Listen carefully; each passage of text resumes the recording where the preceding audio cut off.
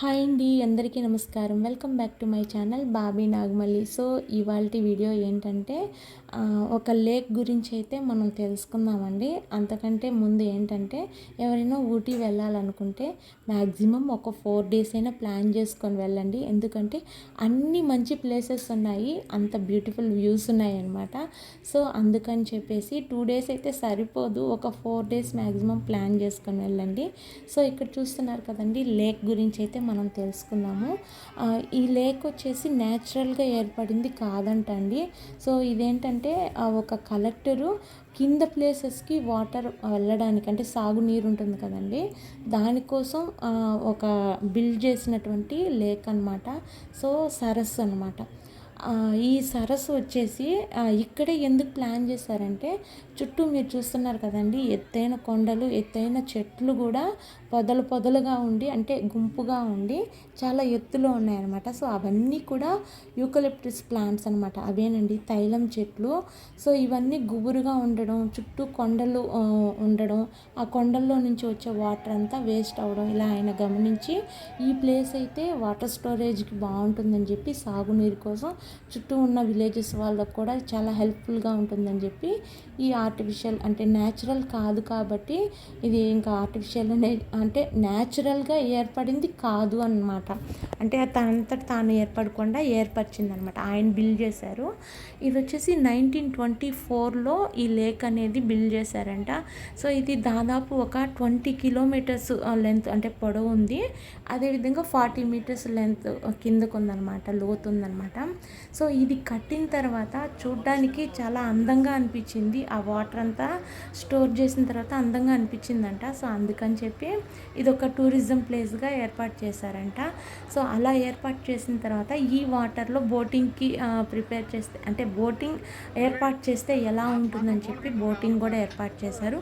So ఇదొక tourism ప్లేస్గా ఏర్పడింది. ఇప్పుడు అందరూ కూడా చాలా బాగా ఎంజాయ్ చేస్తున్నారు. సో ఇక్కడ వచ్చేసి 8 సీటర్ బోట్స్, హౌస్ బోట్స్, తర్వాత వచ్చేసి పెడల్ బోట్స్, అంటే మన సైక్లింగ్ లాగా ఉంటాయి కదండి బోట్స్, కొన్ని అలాంటివన్నీ కూడా ఇక్కడ అవైలబుల్గా ఉంటాయి. మనం కొంత ఛార్జ్ చేయాల్సి వస్తుంది అనమాట. రెంటల్గా కూడా బోట్స్ ఉంటాయంటండి. సో ఎవరైనా అలా అంటే ఒక 13 మినిట్స్, 14 మినిట్స్, లేదా ఒక హాఫ్ అన్ అవర్, 1 అవర్ అలా రెంట్కి తీసుకొని కూడా వెళ్ళి రావచ్చు, లేదా నార్మల్గా కూడా వెళ్ళొచ్చు అనమాట. సో అదనమాట ఆ లేక్కి సంబంధించింది. సో ఆయన పేరు వచ్చేసి, అంటే ఆ లేక్ ఏర్పాటు చేసిన ఆయన వచ్చేసి జాన్ సులేవన్ అంట. సో ఆయన అప్పట్లో కలెక్టర్ అంటండి కోయంబత్తూర్కి. సో ఆయన ఏర్పాటు చేసినటువంటి లేక్ ఇప్పుడు ఒక మంచి టూరిజం ప్లేస్గా ఏర్పడింది. సో అలా ఆయన ఆలోచించారు కాబట్టి ఇవాళ చాలామందికి వాటర్ అనేది కూడా వేస్ట్ కాకుండా ఇలా లేక్ అనేది ఏర్పాటు చేసి ఆ వాటర్ని యూస్ చేస్తూ ఉన్నారనమాట. సో ఇప్పటికే వీడియో అయితే చాలా లెంత్ అయ్యింది. సో నేను చెప్పిందంతా కూడా ఓపిక్గా వింటున్నారు. ఇక్కడ మీరు చూస్తున్నారు కదండి, అవన్నీ కూడా యూకలిప్టస్ ప్లాంట్స్, అదేనండి తైలం చెట్లు.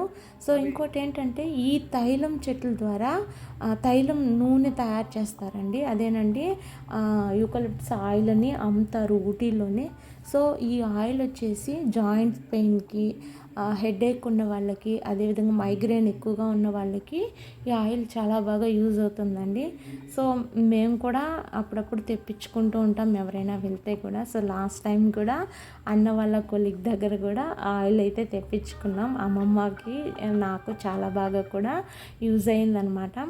సో అవన్నమాట అండి. ఊటీలో చాలా మెడిసినల్ వాల్యూ ఉన్న ప్లాంట్స్ ఉన్నాయి.